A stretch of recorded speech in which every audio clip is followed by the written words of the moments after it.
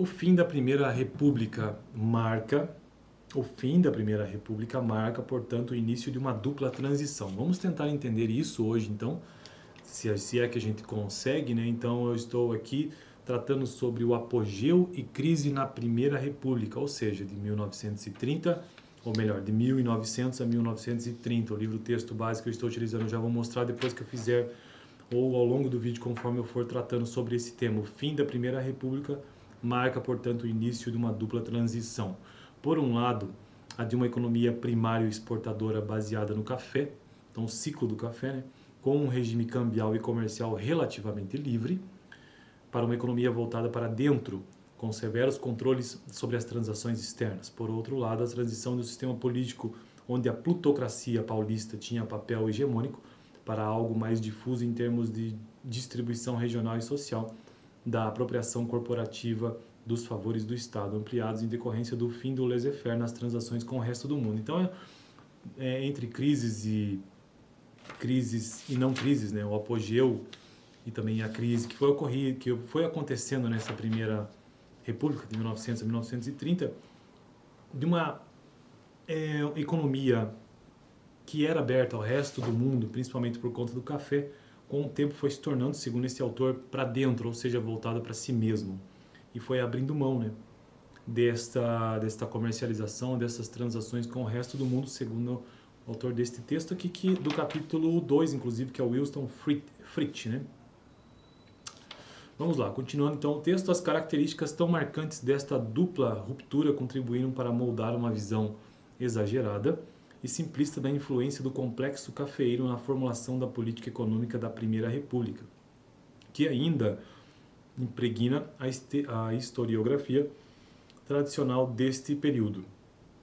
Baseado em uma análise esquemática do sistema de dominação política construído pela plutocracia civil no final do século passado e da posição proeminente que nele ocupavam os grandes plantadores de café de São Paulo e suas conexões comerciais e financeiras, o grosso da historiografia pós-1930 explica candidamente a condução da política econômica na Primeira República como sendo basicamente movida pelos interesses corporativos da cafeicultura. Então, esses comerciantes ou esses cafeicultores dominaram, né, esta Primeira República. O exercício alegadamente irrestrito do poder político dos interesses do café na formulação da política econômica ilustrava-se, segundo esta visão tradicional, pelos, abre aspas e fecha aspas, né, fatos de que, primeiro, o executivo sempre teria se mostrado disposto a apoiar programas de valorização do café.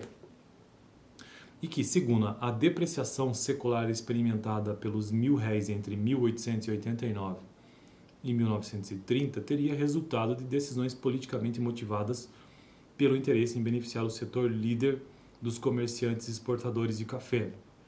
Durante a última década, essa interpretação tradicional foi atacada simultaneamente por dois flancos distintos. Vamos ver então a década, eu digo, de análise teórica. Neste livro aqui é bem complexo. Aliás, deixa eu falar um pouco sobre o livro. Eu estou construindo uma playlist nesse canal sobre história da economia brasileira e resolvi começar pelo período da República, ou seja, de 1889 em diante. Por quê? Por conta das políticas econômicas que, nesse período, foram melhores delineadas. Ou seja, a gente sabe o que aconteceu, é possível saber exatamente o que aconteceu do ponto de vista de políticas econômicas por presidentes, né? Então, A Ordem do Progresso é o livro-texto base que eu estou utilizando. O correto de uma história da economia brasileira é que se começasse desde o seu início, lá em 1500, e tentar entender a partir de então. Geralmente, pelo menos foi assim que eu vi na faculdade, a história econômica do Brasil, de forma resumida, ela é entendida a partir de ciclos.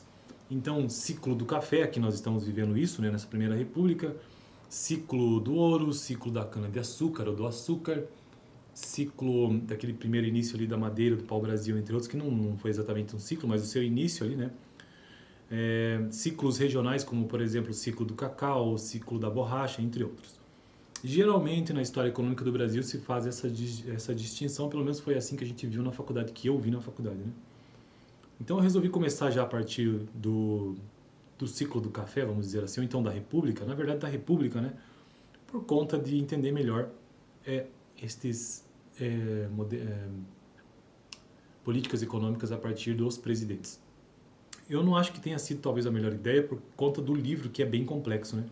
Mas tudo bem, vamos avançar no livro, que é enorme, e a gente vai ganhando este conhecimento aos poucos. São vídeos apenas ultra introdutórios.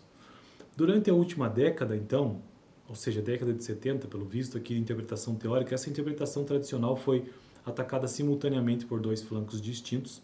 Por um lado, historiadores econômicos propuseram a tese radical de que a condução da política econômica teria sido predominantemente e sistematicamente influenciada pela aplicação de princípios ortodoxos de política monetária, fiscal e cambial, isso de acordo com Pelais, 71, e Vilela e Susgand, 73.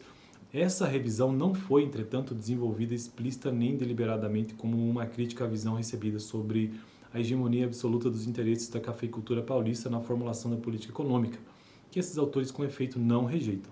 Todavia, o fato de que os ingredientes essenciais da ideologia ortodoxa fossem, inter alia, profunda aversão às políticas monetárias expansionistas, ou seja, expandir a base monetária, né, maior quantidade de moedas e títulos, e preferência por taxas de câmbio sobrevalorizadas. Claro, se você tem uma taxa de câmbio sobrevalorizada e numa cultura dominante ali de agroexportação, no caso do café, então uma política cambial sobrevalorizada, ou seja, com a moeda interna desvalorizada em relação à moeda estrangeira, logo você vai exportar com um valor maior. E, portanto, diametralmente opostos aos interesses imediatos do setor cafeeiro.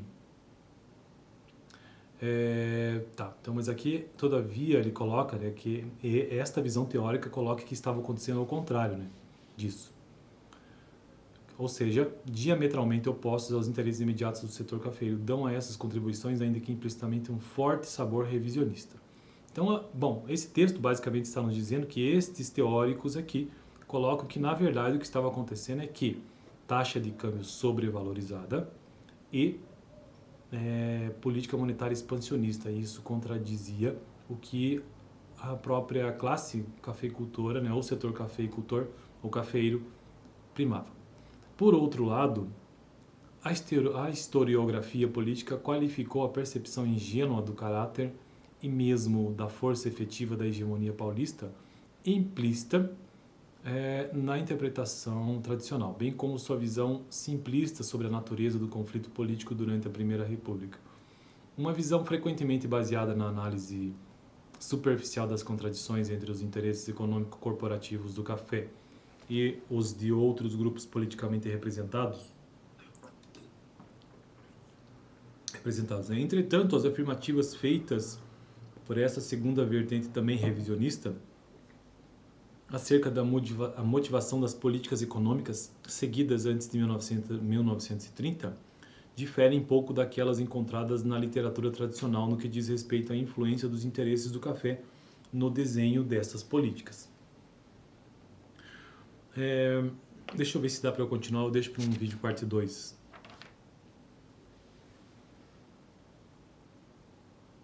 O estado da literatura sobre o assunto que emerge das revisões dos anos 70 é, portanto, curioso, né? Os trabalhos dos historiadores econômicos revisionistas rejeitam implicitamente a noção enraizada na literatura tradicional de que a política macroeconômica sempre esteve atrelada aos interesses do grupo homogêneo, ou melhor, hegemônico, homogêneo, onde eu tirei isso, homogêneo, igualdade, né, do grupo hegemônico. Então veja que informação interessante, né, que na verdade as políticas macroeconômicas do Brasil, período Primeira República, ou até mesmo pós isso, basicamente sempre representou aos interesses de grupos hegemônicos, né, da economia nacional. Todavia, por assentarem seus argumentos essencialmente em uma visão idealista do processo histórico, onde as opiniões dos gestores das políticas são apresentadas como evidência principal da tese, esses trabalhos não fornecem uma explicação convincente das motivações econômicas para as políticas ortodoxas efetivamente adotadas em várias ocasiões. Em um estado em que os exportadores e em particular o complexo cafeeiro detinha grande parcela de poder político. Ao mesmo tempo, o trabalho revisionista de historiadores políticos chama atenção para a forma extremamente simplificada e exagerada com que a historiografia tradicional representa, respectivamente, a natureza e a força efetiva da posição hegemônica ocupada pela oligarquia paulista no quadro político nacional, mas não abandona a visão tradicional em sua preferência à racionalidade política na formulação de política econômica. Bom, eu vou continuar no próximo vídeo, porque senão vai ficar muito longo, né, e muito maçante também, até para mim que estou aqui gravando é maçante. Claro, são vídeos apenas introdutórios, então eu não me importo assim em estar aqui apenas lendo e tentando trazer algum comentário. Bom, no vídeo de hoje, então, nós vimos que a política macroeconômica basicamente foi sempre, pelo menos até esse período da Primeira República, dominada pelo setor dominante, né, da economia brasileira. Nesse caso, estamos vendo os cafeicultores, e que houve um processo de revisão da história econômica na década de 70 e que o autor aqui parece que não concorda com essa visão. Mas nós vamos continuar entendendo um pouco mais sobre isso no próximo vídeo, para finalizarmos, né, então, essa breve introdução sobre política econômica, né, na Primeira República, ou seja, de 1900 a 1930. Fico por aqui. Toda sexta-feira eu tento gravar um vídeo aqui para o canal sobre história da economia brasileira. Valeu! Dá uma olhada no vídeo passado, onde eu já gravei, né, um pouco sobre essa introdução da Primeira República.